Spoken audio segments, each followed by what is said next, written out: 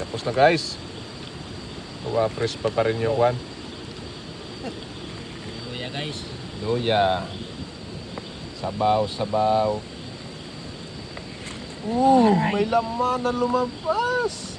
Ano ba si magawas? Oy, sabaw guys oh. Oh my God. Thank you Lord.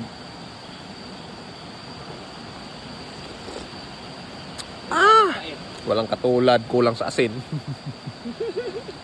Wala sa miti kaina. Ay. Yung ship cook natin, pauwiin na natin to. Di marunong magluto.